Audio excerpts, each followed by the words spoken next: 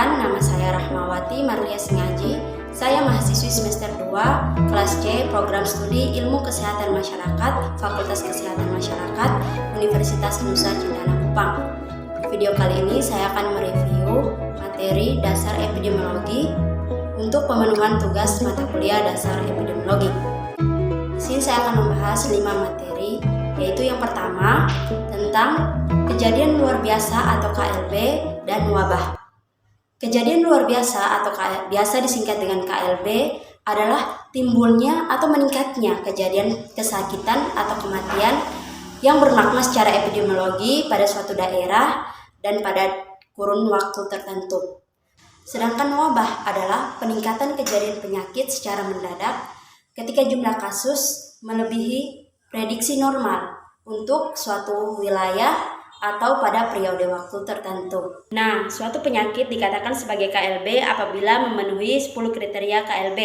Namun di sini saya hanya menjelaskan 5 kriteria KLB, yaitu yang pertama, adanya kasus kesakitan dari penyakit yang sebelumnya tidak ada atau tidak dikenal. Misalnya penyakit COVID-19 ini kan sebelumnya belum dikenal atau belum diketahui. Namun pada tahun 2019 muncul penyakit COVID ini dan sampai pada tahun sekarang yaitu 2022 kasus COVID ini masih berkembang sampai saat ini. Kriteria yang kedua yaitu meningkatnya kejadian kesakitan 2 kali atau lebih dibandingkan dengan kejadian kesakitan pada waktu yang lalu, dalam kurung jam, hari, minggu. Nah, misalnya pada waktu yang lalu itu dalam jam, hari, dan minggu itu tiap jamnya itu dilaporkan ada 10 kasus kesakitan atau kematian, dan pada periode selanjutnya itu mengalami kenaikan 2 kali dari periode yang sebelumnya. Jadi dari 10 itu mengalami kenaikan menjadi 20. Nah, begitupun dengan hari. Tiap harinya itu pada periode sebelumnya dilaporkan ada 20 kasus kesakitan atau kematian. Nah, pada periode selanjutnya itu mengalami kenaikan, dan jadi dari 20 ini mengalami kenaikan menjadi 40. Begitupun dengan minggu. Dari tiap minggu yang dilaporkan pada periode waktu yang lalu itu misalnya 50 yang dilaporkan. Nah, jadi pada periode selanjutnya itu mengalami kenaikan. Jadi dari 50 itu mengalami kenaikan menjadi 100. Nah, itu adalah maksud dari kriteria tersebut. Kriteria yang ketiga yaitu mengalami gizi buruk. Nah, gizi buruk ini mempunyai tanda-tanda klinis seperti marasmus, kwashiorkor, dan marasmus kwashiorkor. Yang keempat yaitu meningkatnya angka kematian atau case fatality rate karena penyakit lebih besar dari atau sama dengan 50% bila dibandingkan dengan angka kematian pada periode sebelumnya. Misalnya pada periode sebelumnya atau pada tahun 2000 dilaporkan angka kematian sebanyak 500 orang. Dan kemudian pada tahun 2001 angka kematian mulai mengalami peningkatan, yaitu 2 kali lebih besar daripada periode sebelumnya, yaitu sebanyak 1.000 orang. Kriteria yang kelima yaitu angka rata-rata per bulan selama 1 tahun menunjukkan kenaikan lebih besar dari atau sama dengan 2 kali dibandingkan dengan angka rata-rata per bulan dari tahun sebelumnya. Nah, misalnya pada periode sebelumnya atau pada tahun 2000 dilaporkan angka rata-rata per bulan selama 1 tahun pada penyakit malaria yaitu sebanyak 25,00. Nah, kemudian pada tahun 2001 dilaporkan angka rata-rata per bulan selama 1 tahun pada penyakit malaria ini mulai mengalami kenaikan 2 kali lebih besar daripada periode sebelumnya, yaitu pada periode 2000. Nah, dilaporkan sebanyak 50,00. Jadi, itu adalah contoh dari kriteria yang kelima. Selanjutnya, saya akan menjelaskan materi yang kedua, yaitu tentang tabel maksimum dan minimum. Nah, di sini saya sudah siapkan tabel dari kasus penyakit tifoid pada tahun 2000 sampai 2004. Dan di sini kita bisa lihat dari bulan Januari sampai Desember angka kasus tinggi atau maksimum terjadi pada bulan Juni, yaitu sebanyak 110 kasus. Sedangkan pada angka yang terendah atau minimum terjadi pada bulan Desember, yaitu sebanyak 20 kasus. Sedangkan pada tahun 2000 sampai 2004 terjadi kasus yang tinggi atau maksimum yaitu terjadi pada tahun 2000, dan angka kasus yang terendah atau minimum terjadi pada tahun 2003. Jadi kesimpulannya yaitu dari kasus tipoid, angka kasus yang tinggi terjadi pada bulan Juni dan pada tahun 2000, sedangkan angka kasus yang terendah atau minimum terjadi pada bulan Desember dan pada tahun 2003. Selanjutnya kita masuk pada materi yang ketiga, yaitu tentang pengukuran epidemiologi. Nah, pengukuran epidemiologi ini terbagi menjadi 3, yaitu yang pertama rate, yang kedua rasio, dan yang ketiga yaitu proporsi.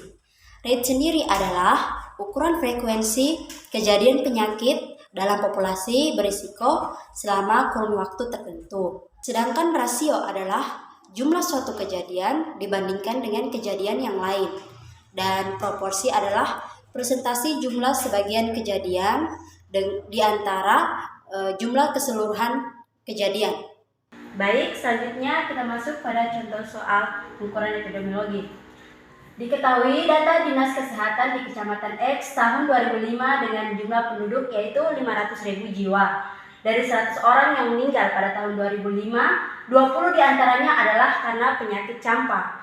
Penderita campak pada tahun 2005 di Kecamatan X sebanyak 250 orang. Hitunglah CMR, SMR, dan CFR. Baik, penyelesaian yang pertama yaitu CMR atau Crude Mortality Rate. Crude Mortality Rate rumusnya adalah jumlah populasi yang meninggal dibagi dengan jumlah populasi yang berisiko dikali dengan 1000. Nah, jumlah populasi yang meninggal itu adalah ada 100 orang. Jadi 100 orang dibagi dengan populasi yang berisiko 500 jiwa dikali dengan 1000. Maka hasilnya adalah 0,2 per mil atau sama dengan 2 per 10.000. Nah, penyelesaian yang kedua yaitu SMR atau Standard Mortality Rate. Standard Mortality Rate rumusnya adalah jumlah kematian penyakit tertentu dibagi dengan jumlah populasi yang berisiko. Nah, jumlah kematian penyakit tertentu ini adalah penyakit campak yaitu ada 20. Nah, 20 ini dibagi dengan jumlah yang berisiko yaitu 500.000 jiwa dikali dengan 100.000. Maka hasil dari SMR yaitu 4 kematian per 100.000 populasi. Selanjutnya penyelesaian yang ketiga yaitu CFR atau Case Fatality Rate. Nah, Case Fatality Rate rumusnya adalah jumlah kematian penyakit tertentu dibagi dengan jumlah kasus penyakit tersebut. Jumlah kematian penyakit tertentu yaitu 20 dan jumlah kasus penyakit tersebut yaitu 250. Nah, 250 ini adalah penyakit campak pada tahun 2005 di Kecamatan X. Penderita penyakit campak pada tahun 2005 di Kecamatan X dikali dengan 100%. Maka hasil dari CFR adalah 8%. Yang berikut kita masuk pada materi yang keempat, yaitu tentang desain penelitian. Nah, desain penelitian ini ada 3 bagian, yaitu yang pertama cross-sectional study, cohort study, dan case control study. Di sini saya hanya akan menjelaskan salah satu desain penelitian, yaitu case control study. Nah, case control study ini menggunakan perhitungan odds ratio atau OR, di mana case control study ini adalah kemungkinan paparan faktor risiko pada kelompok kasus dengan kemungkinan paparan faktor risiko pada kelompok kontrol. Artinya, berapa kalikah faktor risiko yang menyebabkan penyakit bagi kelompok yang terpapar dibandingkan dengan kelompok yang tidak terpapar. Nah, selanjutnya adalah contoh soal dari case control study. Penelitian yang dilakukan pada penyakit stroke, efek atau outcome dengan paparan atau faktor risiko yaitu kebiasaan merokok di masyarakat. Nah, ini adalah data dari hasil penyakit stroke. Ditanyakan yaitu odds ratio. Nah, odds ratio rumusnya adalah A kali D dibagi dengan B kali C. Nah, A ini adalah penderita yang benar-benar menderita stroke dengan faktor risiko atau paparannya yaitu tidak merokok, yaitu sebanyak 100 dikali dengan D. Nah, D ini adalah penderita yang tidak menderita stroke dengan penyakit faktor risiko atau paparannya itu sering merokok, yaitu ada 60. Nah, dibagi dengan B kali C. Nah, B ini adalah penderita yang benar-benar menderita stroke dengan faktor risiko atau paparannya yaitu sering merokok sebanyak 200 dikali dengan C. Nah, C ini adalah penderita yang tidak benar menderita stroke dengan paparan atau faktor risikonya yaitu tidak merokok sebanyak 10. Maka 100 dikali 60 dibagi 200 dikali 10. Jadi hasilnya 6.000 dibagi 2.000, hasilnya adalah 3. Artinya adalah orang yang sering merokok akan mengalami kemungkinan menderita penyakit stroke 3 kali lebih besar daripada yang tidak merokok. Saya akan menjelaskan materi yang terakhir, yaitu tentang penyaringan atau screening.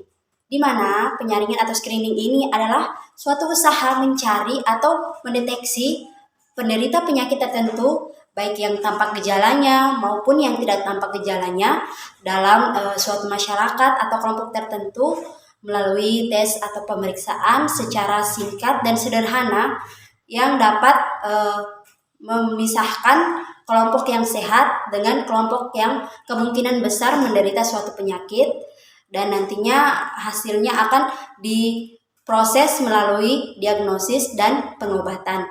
Perhitungan-perhitungan yang dilakukan dalam kegiatan screening ini ada beberapa, yaitu yang pertama validasi, reliabilitas, nilai prediksi, true positif, true negatif, false positif, dan false negatif. Di mana validasi ini terbagi lagi menjadi dua, yaitu sensitivitas dan spesifitas. Selanjutnya kita masuk pada contoh soal screening. Suatu pemeriksaan penyakit hepatitis B di mana jumlah populasi adalah 1.980 orang. Berdasarkan hasil tes atau pemeriksaan, menyatakan 250 yang positif dan 1.730 diantaranya yaitu negatif. Carilah nilai sensitivitas dan spesifitas dan cari true positif dan true negatif. Nah, ini adalah data dari penyakit hepatitis B. Nah, dari 1.980 penduduk yang kita kelompokkan dengan hasil positif menderita penyakit hepatitis B yaitu sebanyak 180, dan yang kelompok yang negatif yaitu sebanyak 1.800.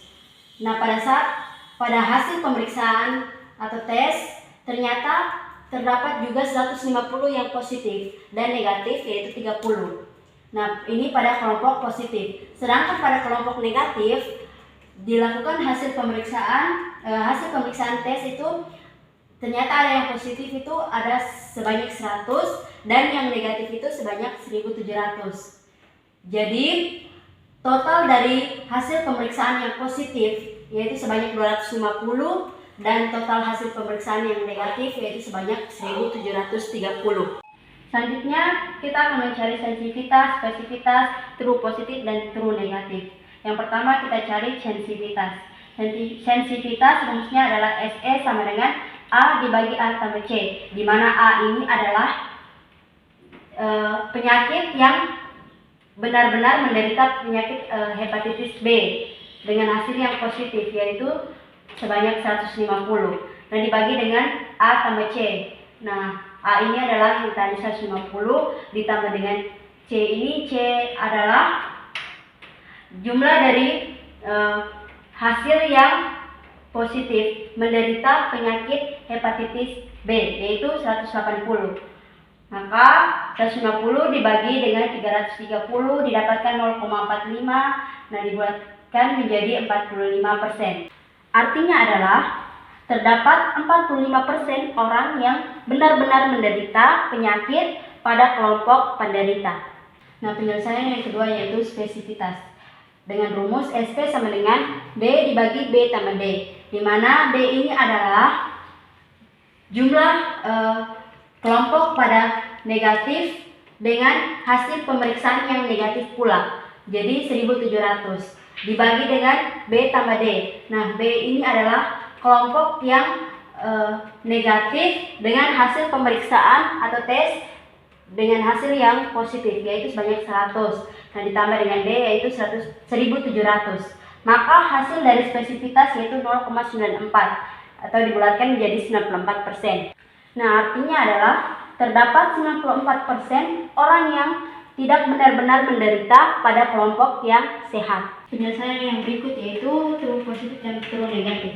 Nah, true positif ini adalah banyaknya kasus yang benar-benar menderita penyakit dengan hasil pemeriksaan yang positif pula. Jadi A ini adalah sama dengan 150.